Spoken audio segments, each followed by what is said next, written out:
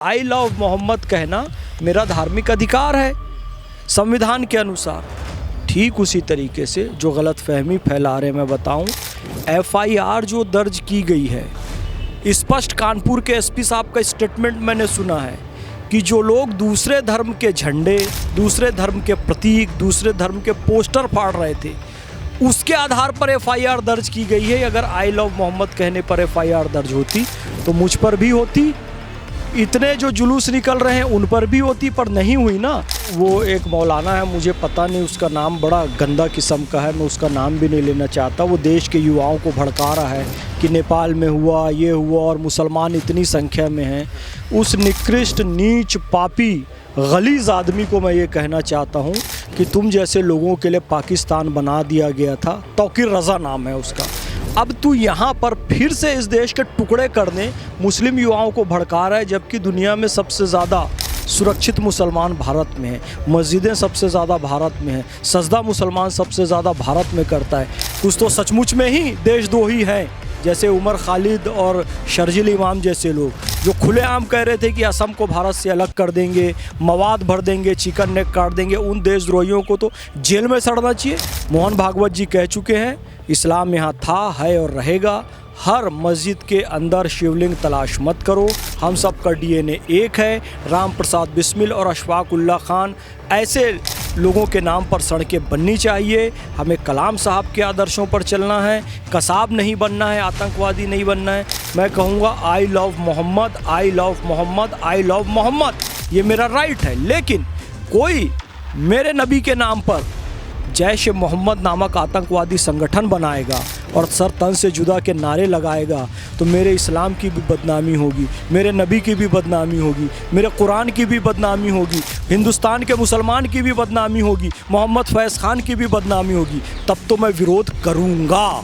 इनका दंगे का कारोबार बहुत ज़्यादा दिन तक चलने वाला नहीं है, क्योंकि नफ़रत की उम्र लंबी नहीं होती है, दंगे फसाद की उम्र लंबी नहीं होती है, मोहब्बत की उम्र लंबी होती है। उनका जो काम है वो अहले सियासत जाने। मेरा पैगाम मोहब्बत है। जहाँ तक आले रसूल कहते हैं, जिन्हें अहले बैत कहते हैं, इनका सम्मान सबसे ज़्यादा कहीं होता है तो सरज़मीन हिंदुस्तान में होता है। फ़िरक़े वाराना बात नहीं करूँगा, लेकिन इस बात को आप समझ लीजिए। थी आंदोलन चल रहा है, जाकिर नायक का हाथ है, उसके गुर्गे तौकीर रज़ा जैसे लोग जो भारत में अनरेस्ट पैदा करना चाहते हैं, इसके पीछे पाकिस्तान का हाथ है।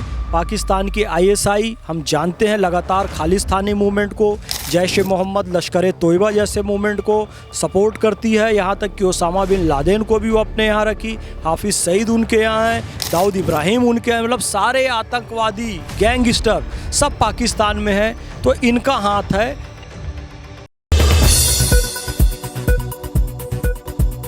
चमन चमन की दिलकशी गुलों की है वो ताज़गी, हवाओं की वो नगमगी, फ़िज़ाओं की वो रोशनी है, कितना प्यारा नाम भी नबी नबी नबी नबी।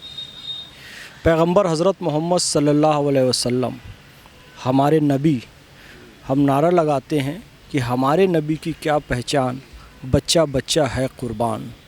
मैं आपको बताऊं, पैगंबर हज़रत मोहम्मद सल्लल्लाहु अलैहि वसल्लम और उनके परिवार, जिन्हें आले रसूल कहते हैं, जिन्हें अहले बैत कहते हैं, इनका सम्मान सबसे ज़्यादा कहीं होता है तो सरज़मीन हिंदुस्तान में होता है।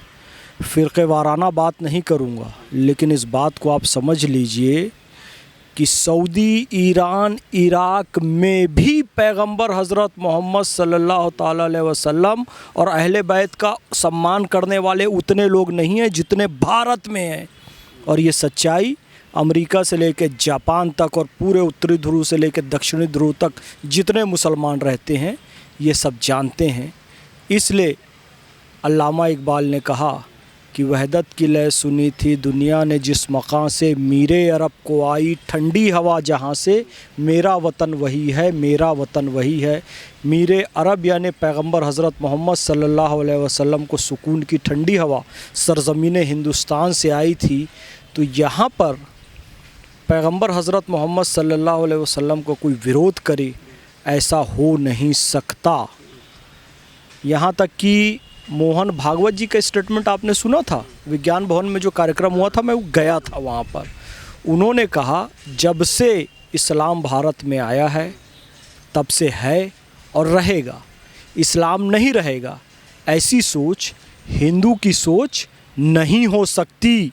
सुनिए, अब जो आपको कुछ लोग गलतफहमी पैदा कर रहे हैं ना, आई लव मोहम्मद मैंने कहा, मैंने नाते पाक पढ़ी आपके चैनल पे, आपने आपत्ति की, कैमरे वाले भाई ने आपत्ति की, आप जाके मेरे खिलाफ एफआईआर दर्ज कराएंगे क्या कि मोहम्मद फैज़ खान ने आई लव मोहम्मद कहा, या ये वीडियो चलाकर कोई मेरे खिलाफ एफआईआर दर्ज करवा सकता है क्या? नहीं करवा सकता। आई लव मोहम्मद कहना मेरा धार्मिक अधिकार है संविधान के अनुसार। ठीक उसी तरीके से जो गलतफहमी फैला रहे, मैं बताऊं, एफआईआर जो दर्ज की गई है, स्पष्ट कानपुर के एसपी साहब का स्टेटमेंट मैंने सुना है कि जो लोग दूसरे धर्म के झंडे, दूसरे धर्म के प्रतीक, दूसरे धर्म के पोस्टर फाड़ रहे थे, उसके आधार पर एफआईआर दर्ज की गई है। अगर आई लव मोहम्मद कहने पर एफआईआर दर्ज होती तो मुझ पर भी होती, इतने जो जुलूस निकल रहे हैं उन पर भी होती, पर नहीं हुई ना।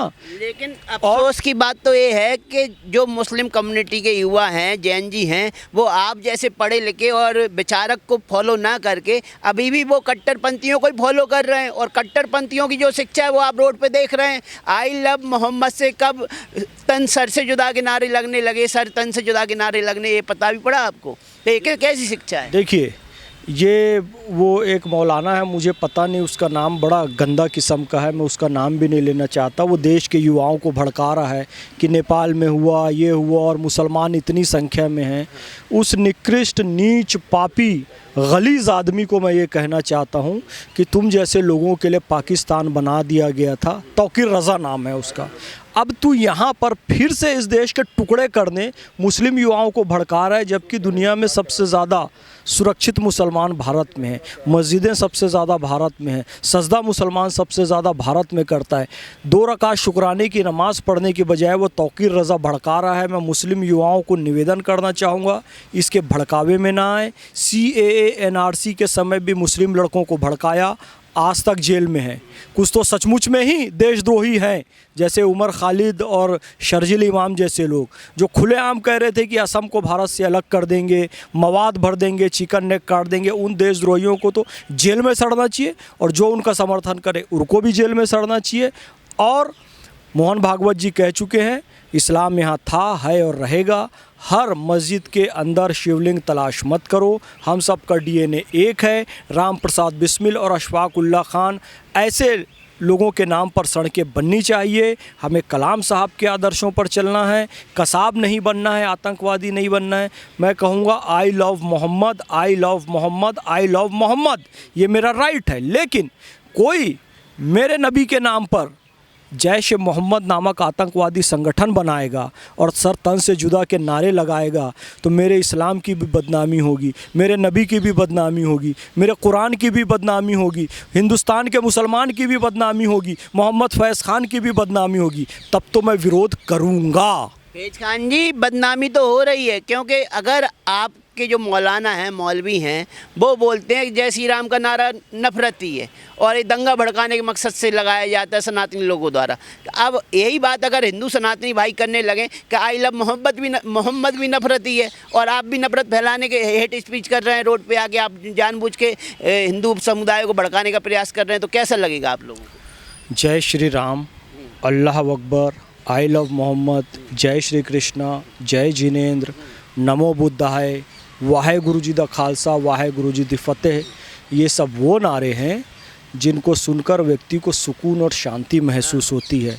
अगर कोई व्यक्ति इन नारों का आतंक फैलाने के लिए इस्तेमाल कर रहा है, तो वो ना हिंदू है, ना मुस्लिम है, ना सिख है, ना ईसाई है, ना वो पैगंबर को मानने वाला है, ना कृष्ण को, ना राम को, ना वाहे गुरु को, ना गौतम बुद्ध को, ना भगवान महावीर को। वो केवल और केवल हिंसक और आतंकवादी है। और जय श्री राम कहने से न ईमान जाता है, न पैगंबर हज़रत मोहम्मद सल्लल्लाहु अलैहि वसल्लम की शान में कसीदे पढ़ने से आतंकवाद फैलता है। ये बात भारत के कुछ कट्टरपंथी नेताओं को इंडोनेशिया के राष्ट्राध्यक्ष जी ने यूएनओ की महासभा में करके बता दिया।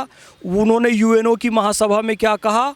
ओम देव शांति, अंतरिक्ष शांति, पृथ्वी शांति, रापः शांति, रौषधया शांति, वनस्पतयः शांति, विश्वदेव शांति, ब्रह्मा शांति, सर्वम शांति, शांतिरेव शांति, सामा शांतिरेधि, ओम शांति शांति शांति।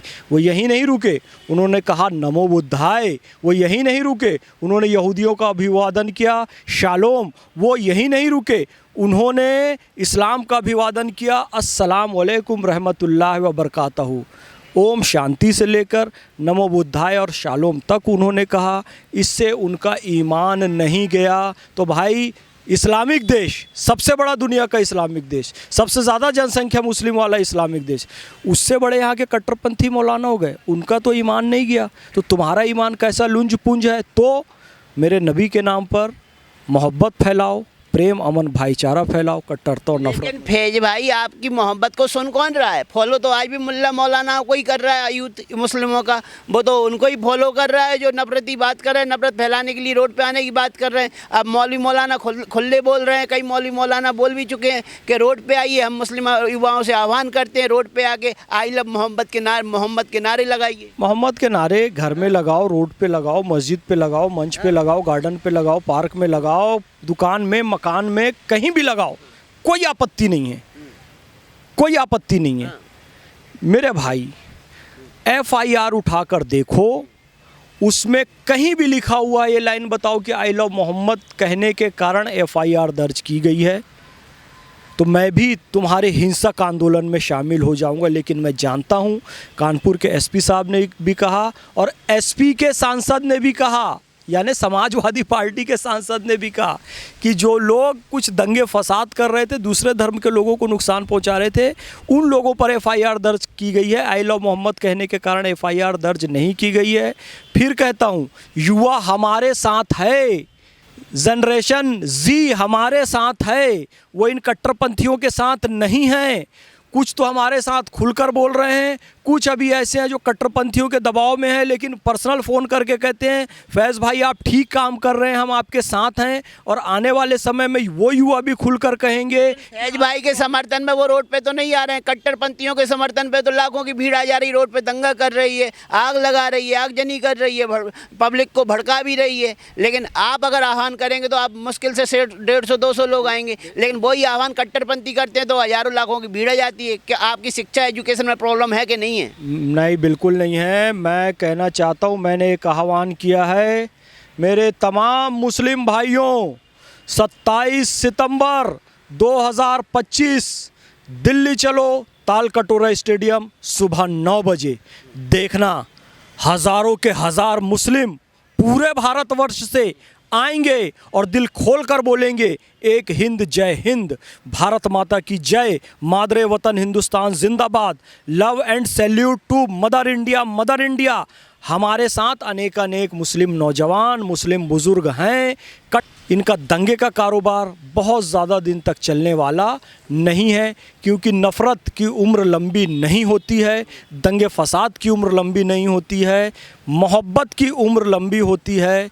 उनका जो काम है वो अहले सियासत जाने, मेरा पैगाम मोहब्बत है जहाँ तक पहुँचे। क्या कहेंगे इस नफरती माहौल के पीछे किसका हाथ हो सकता है कि मौलवी मौलानाओं को पीछे से हाथ रख रहा हो, पुश कर रहा हो कि हाँ भाई बढ़ो मांगे, हम पीछे से तुम्हारे साथ हैं, सरकार गिराओ, तख्ता पलट करो। कट्टरपंथी आंदोलन चल रहा है, जाकिर नायक का हाथ है, उसके गुर्गे तौकीर रज़ा जैसे लोग जो भारत में अनरेस्ट पैदा करना चाहते हैं, इसके पीछे पाकिस्तान का हाथ है। पाकिस्तान की ISI हम जानते हैं लगातार खालिस्तानी मूवमेंट को, जैश ए मोहम्मद, लश्कर ए तोयबा जैसे मूवमेंट को सपोर्ट करती है। यहाँ तक कि ओसामा बिन लादेन को भी वो अपने यहाँ रखी, हाफिज़ सईद उनके यहाँ हैं, दाऊद इब्राहिम उनके यहाँ, मतलब सारे आतंकवादी गैंगस्टर सब पाकिस्तान में हैं। तो इनका हाथ है। और मैं फिर से भारत के मुसलमानों से आह्वान करना चाहूँगा, युवाओं से आह्वान करना चाहूँगा, भाई किसी के बहकावे में नहीं आओ। मोहम्मद सल्लल्लाहु ताला अलैहि वसल्लम की मोहब्बत हम सब के दिलों में है और उनको सुकून की ठंडी हवा इस हिंद से आती है। ये हदीसों में लिखा हुआ है, अल्लामा इकबाल ने भी कहा। तो दंगे फसाद किसी के कहने पर मत करो। मोहम्मद रसूलुल्लाह सल्लल्लाहु ताला अलैहि वसल्लम का और अहले बैत का सबसे ज़्यादा सम्मान हिंदुस्तान में ही होता है और हिंदू ही करते हैं और हिंदू ही यहाँ के इतनी मोहब्बत किए कि लाखों लाख हिंदू मुसलमान भी बन गए। ये मोहब्बत का आलम है। तो मेरे मोहम्मद के नाम से मोहब्बत फैलाओ, नफ़रत मत फैलाओ। उन मौलानाओं पे क्या कहेंगे? वो सीधा सीधा धमकी दे रहे हैं, भारत की सरकार से बोल रहे हैं कि हमको मत भड़काओ, अगर हम भड़क गए और मुसलमान रोड पे आ गया तो तख्ता पलट हो जाएगा, देश बर्बाद हो जाएगा और हम नहीं चाहते हमारा देश बर्बाद हो। एक तरफ ये भी कह रहे हैं हम नहीं चाहते हमारा देश बर्बाद हो, एक तरफ धमकी भी दे रहे हैं। देखो, एक नीच और हरामखोर किस्म का आदमी ये बोला था कि 1947 में हम चाहते तो पाकिस्तान की सीमा लखनऊ तक आ जाती, यानी उसके दिल में यही था। रज़ाकारों ने तो पाकिस्तान की सीमा हैदराबाद तक लाने की साजिश की थी और अभी ये तौकीर रज़ा जैसे देशद्रोही गद्दार कह रहे हैं। तो मैं भारत सरकार को यही निवेदन करूंगा, शर्जील इमाम और ये जो उमर खालिद का अंजाम किया है इसको भी जेल में डाल दिया जाए परमानेंटली। ये भारत में अनरेस्ट पैदा कर रहा है, दंगे फसाद कराना चाहता है, इसको भी परमानेंटली जेल में डाल दिया जाए और बहुत जल्दी अफजल गुरु की तरह तौकीर रज़ा को फांसी पर चढ़ाया जाए। ये हमारे देश में तख्ता पलट करना चाहता है, ये हमारे देश के टुकड़े करना चाहता है। इंडियन आर्मी से गुजारिश है, यूपी पुलिस से गुजारिश है कि इसकी हड्डियों के टुकड़े कर दें। लेकिन जब ऐसे मौलवी मौलानाओं पे काबू पाने के लिए प्रशासन एक्शन लेता है तब भी तो लाखों करोड़ों की भीड़ रोड पे आके इनका बचाव करती है। ना, कोई बचाव नहीं करता है। थोड़ी सी टुकड़े गैंग के अलावा आज उमर खालिद और शर्जील इमाम का सपोर्ट कौन कर रहा है? वो भी उसके सपोर्ट में एक आध पोस्ट लिखते हैं तो नीचे 1 लाख गालियाँ लिखी होती है। तो इंडियन आर्मी से और यूपी पुलिस से गुजारिश है कि तौकीर रज़ा को अविलंब अंदर डाला जाए या जो भी कार्रवाई है उसके ख़िलाफ़ की जाए, उसके घर पे बुलडोज़र चलाया जाए या फिर दूसरा और कोई काम करना है जैसे वो अपराधियों के साथ और गैंगस्टर्स के साथ किया जा रहा है। क्योंकि भाई ये तो सीधा सीधा देशद्रोह का मामला है ना।